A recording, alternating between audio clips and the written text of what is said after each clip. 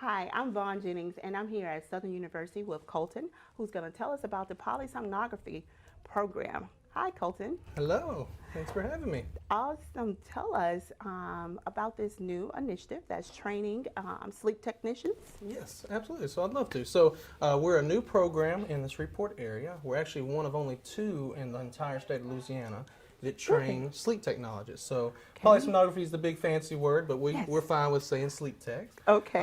The program is an associate's degree program. 18 months from start to finish. So anyone that's interested, they can go and learn more about the associate program or sleep that way. And during the program, it's actually a hybrid program. So when they go through it, we try to gear it towards people who are working. Okay. So they can go through the program, take their classes online, most of them, and then they'll do their clinicals at night. So they can still work and get a degree and graduate and they'll become a sleep tech. This is really interesting. The healthcare field has so many occupations. So this is another occupation in the healthcare industry with wages that are definitely above minimum. Absolutely, yeah. So the average sleep tech wage for especially this area, but that we've seen using the statistics and job force, is usually $20 to $25 an hour.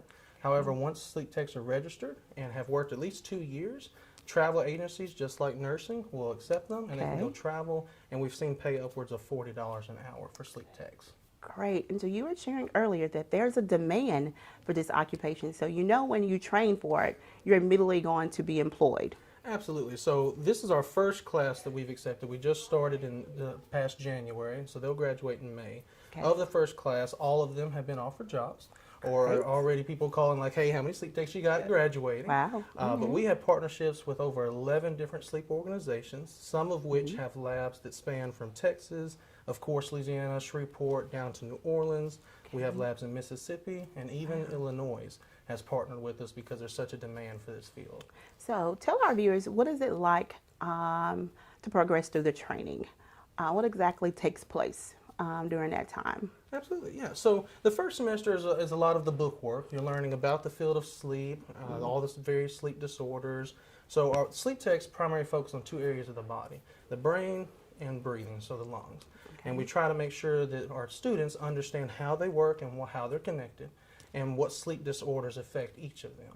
And once they go into the first semester and graduate that or pass that, they'll go into clinicals for the remaining So three. there's a clinical period There as is a well. clinical portion, and clinicals, they usually go twice a week, so 2 night shifts, and they go and work with a registered sleep tech at one of our clinical affiliates, and they train them. So the training involves how to hook up all the wires, how to evaluate the material on the computer, and then how to treat people who have sleep disorders.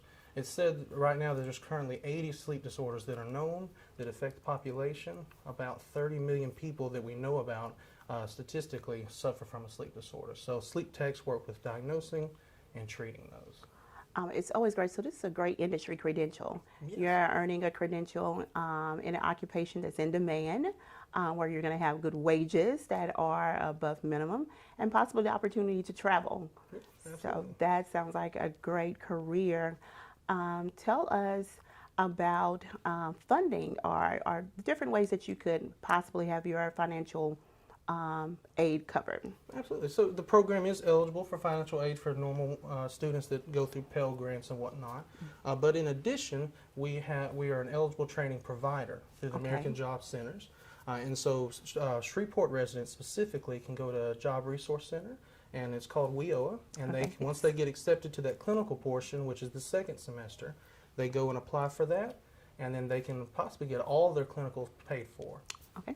So what should someone do if they're interested in enrolling into the program?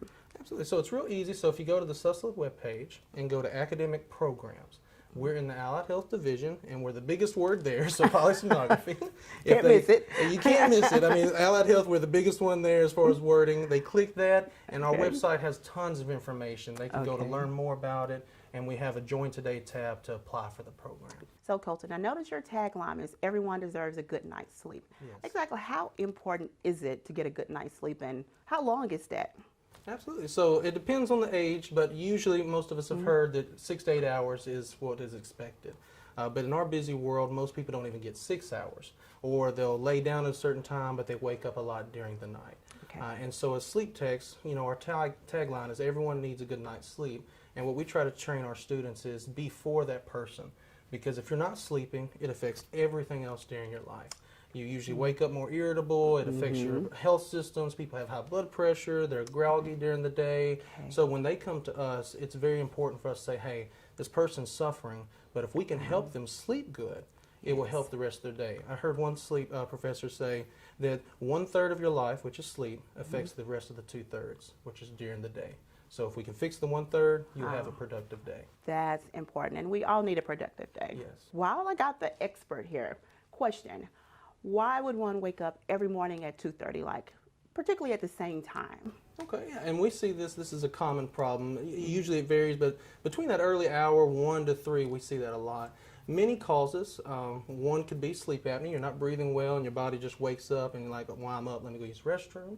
Some people have other health conditions, diabetes, blood pressure, and medication will make them wake up. Okay. And then the last one may be your type of job. High stress, or do you do shift work, days and nights? And so that messes with your circadian rhythm. And so it's a good question that we can help address. We watch you sleep and see if there's something going on there that we're like, hey, we can help this person sleep through the night. Thank you so much. We appreciate it. Thank you for having me.